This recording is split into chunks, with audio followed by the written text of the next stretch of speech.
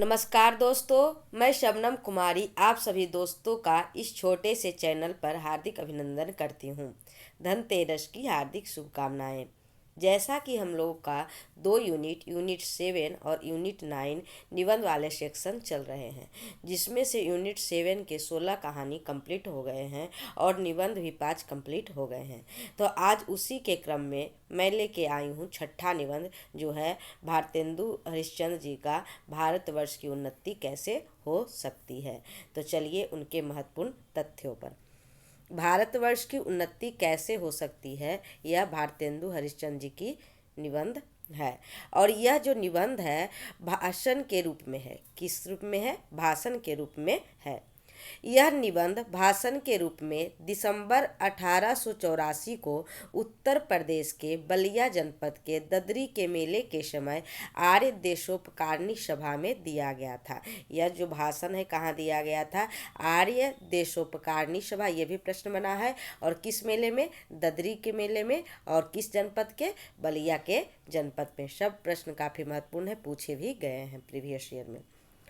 अगला महत्वपूर्ण लाइन है कि यह जो निबंध है हरिश्चंद्र चंद्रिका में 3 दिसंबर 1884 में प्रकाशित किया गया था। किस पत्रिका में?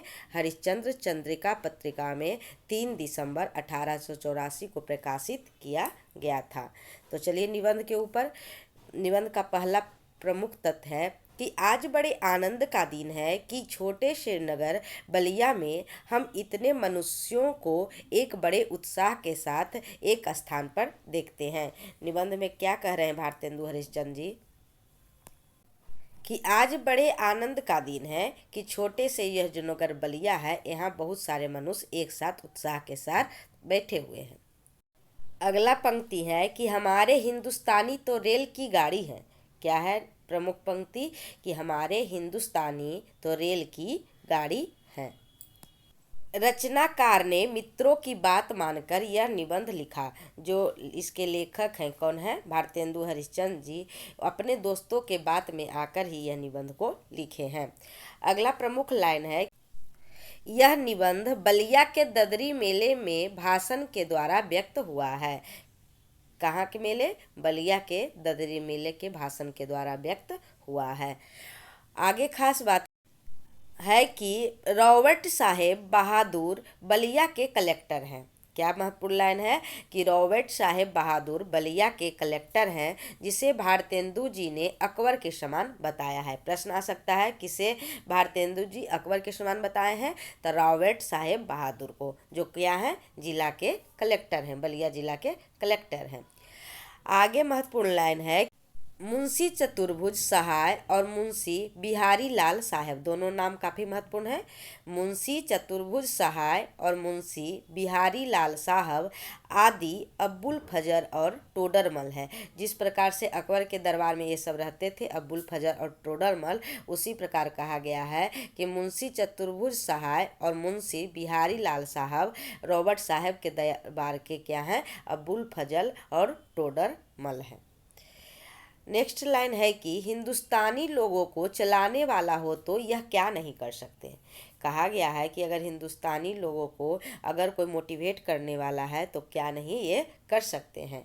इनसे कहो तो काचुक साधी रहा बलवाना। जैसे इसमें पंक्ति आया है कि हनुमान जी को पास शक्ति था, लेकिन जब समुद्र को वहाँ जाने के लिए, समुद्र पार करके श्रीलंका जाने के लिए कहा गया, तो उनको याद दिलाना पड़ा कि आप कर सकते हैं। उसी प्रकार से यहाँ भी कहा गया है कि इनसे कहो तो काचुक साधी रहा बलवाना। इनसे अगर मोटिवेट किया जाए हिंदुस्तानी लोगों को तो कुछ भी कर सकते हैं, यही इस लाइन में कहा गया है। ये पंक्ति निबंध में आया है, ये भी महत्वपूर्ण है। कह दिया जाएगा कि किस निबंध से लिया गया है। तुम्हें गैरों से कब फुर्सत, हम अपने गम से कब खाली। तुम्हें गैरों से कब फुर्सत, हम अपने गम से कब खाली। चलो बस हो चुका मिलना, न हम खाली न तुम खाली। ये भी आया हुआ है इस निबंध में। आगे एक महत्वपूर्ण लाइन है, इसमें मेढक की जिक्र किया गया है कि 3 मेढक एक के ऊपर एक बैठे थे। ऊपर वाले ने कहा जोक शोक, बीच वाला बोला गम सम, और सबसे नीचे वाला पुकारा, कहा गए हम। सो हिंदुस्तान की प्रजा की दशा यही है, गए हम। इसमें मेढक का जिक्र किया गया है। ऊपर वाला क्या कहा, जोक शोक, बीच वाला गमसम और नीचे वाला गए हम। उसी तरह से तुलना हिंदुस्तान की प्रजा को किया गया है कि हिंदुस्तान की प्रजा की दशा यही है, गए हम वाला स्थिति है। आगे कहा गया है, आगे एक भागवत का श्लोक आया है। ये भी प्रश्न बन सकता है कि यह श्लोक किस ग्रंथ से लिया गया है, तो भागवत से। निद्रेह माध्यम सुलभम सुदुर्लभम, आगे भी इसका लाइन है, निधे माध्यम सुलभम दुर्लभ, यह भागवत से लिया गया है। आगे कहते हैं कि विलायत में गाड़ी के कोचवान भी अखबार पढ़ते हैं। निबंध में कह रहे हैं भारतेंदु हरिश्चंद्र जी कि अंग्रेजों का जो विलायत देश है, विदेश है, वहाँ गाड़ी के कोचवान भी, गाड़ी के ड्राइवर भी क्या करते हैं, अखबार पढ़ते हैं। मतलब बिजी रहते हैं तब भी पढ़ते हैं। अगला महत्वपूर्ण लाइन है, इसमें मल्लुक दास का है, ये काफ़ी प्रसिद्ध पंक्ति है। अजगर करे न चाकरी, पंछी करे न काम, दास मलुक्का कही गए सबके दाता राम। इसका भी जिक्र आया है किसमें, भारत की वर्ष की उत्पत्ति कैसे हो सकती है, उसी में। किसका ये पंक्ति है, मल्लुक दास जी का। अजगर करे न चाकरी, पंछी करे न काम, दास मलुक्का कही गए सबके दाता राम। अगला महत्वपूर्ण लाइन आया है कि किसी ने बहुत ठीक कहा है कि दरिद्र कुटुंबी इस तरह अपनी इज्जत को बचाता फिरता है कि जैसे लाजवंती बहू फटे कपड़ों में भी अपने अंग को छिपाए जाती है। वही दशा हिंदुस्तान की है।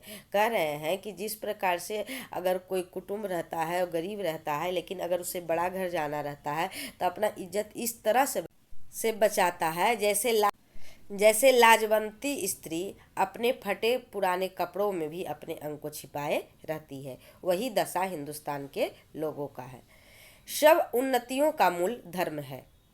यह प्रीवियस ईयर क्वेश्चन में भी बना है कि सब उन्नतियों का मूल क्या है, धर्म, शिक्षा, ये सब दिया था ऑप्शन में। तो यह याद रखिएगा कि इसमें क्या दिया हुआ है निबंध में, कि सब उन्नतियों का मूल धर्म है। इससे सबसे पहले धर्म को ही उन्नति करना उचित है। देखो, अंग्रेजों की धर्म नीति और राजनीति परस्पर मिली है, इससे उनकी दिन दिन कैसी उन्नति हुई है। भारतेंदु हरिश्चंद्र यहाँ मान रहे हैं कि अंग्रेज जो इतना उन्नति कर रहे हैं उसका कारण यही है कि उनकी जो धर्म नीति है और राजनीति है, दोनों परस्पर मिली हुई है। तो वही कहते हैं कि अगर भारत के लोगों को भी उन्नति करना है तो धर्म नीति और राजनीति को परस्पर मिला के ही चलना होगा। आगे देवरानी जेठानी के भी लाइन का भी वर्णन आया है इसमें, कि जब घर में आग लगे तो सभी देवरानी जेठानी को आपस में डाह छोड़कर एक साथ आग बुझानी चाहिए। कि भले दोनों एक दूसरे से नफरत करते हों, लेकिन घर में जब आग लगेगा तो दोनों को एक साथ बुझाना पड़ेगा। ये कह रहे हैं भारतेंदु हरिश्चंद्र जी। अगला महत्वपूर्ण लाइन है कि वास्तविक धर्म तो केवल परमेश्वर के चरण कमल का भजन है। क्या है, वास्तविक धर्म तो केवल परमेश्वर के चरण कमल का भजन है। ये दो लाइन भी आया हुआ है महत्वपूर्ण। अब की चढ़ी कमान को जाने फिर कब चढ़े, जिन चूके चहुआज इके मरथ इक सरा। याद रखिएगा, यह जो पंक्ति है किसमें आया हुआ है, भारतवर्ष की उन्नति कैसे हो सकती है वाले निबंध में। दूसरा लाइन है कि शौक तिल्फी से मुझे गुल की जो दीदार का था, शौक तिल्फी से मुझे गुल की जो दीदार का था, न किया हमने गुलिस्ता का सबक याद कभी, न किया हमने गुलिस्ता का सबक याद कभी। अगला महत्वपूर्ण लाइन है कि कहते हैं भारतेंदु हरिश्चंद्र जी कि मीर हसन और इंद्र सभा पढ़ाकर छोटेपन में ही लड़कों को सत्यानाश मत करो। कह रहे हैं भारतेंदु हरिश्चंद्र जी कि इस सब बुक के माध्यम से बच्चे को क्या हो रहा है, सत्यानाश हो रहा है। किनकी बुक, मीर हसन का बुक और इंद्र सभा जैसे बुक। अपने लड़कों को ऐसी किताबें छूने भी मत दो। उस समय बुक का ही बिगड़ने का मेन माध्यम था, लेकिन अब तो सबसे ज़्यादा मोबाइल है। कह रहे हैं कि ऐसे बुक को, ऐसे किताबें को छूने मत दो लड़कों को।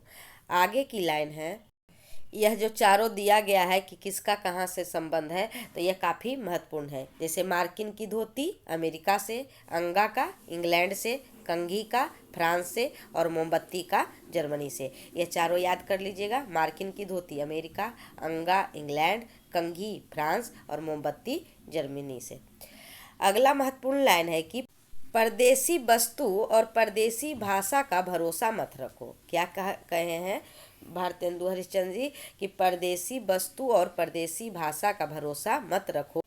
अपनी देश में अपनी भाषा में उन्नति करो। क्या मानना है उनका? जो अपना देश है, अपने देश में अपनी भाषा से उन्नति करो। कौन कह रहे हैं? भारतेंदु हरिश्चंद्र जी। इस प्रकार यह भारतवर्ष की उन्नति कैसे हो सकती है निबंध समाप्त हुआ। आपको कैसा लगा कमेंट में ज़रूर बताइएगा, और आपको अच्छे से समझने के लिए एक दो बार पूरा जो निबंध है उसको पढ़ लीजिएगा, और इसको फिर 3-4 बार देख लीजिएगा, तो इसका प्रश्न आपको कभी नहीं छूटेगा। Thanks for watching.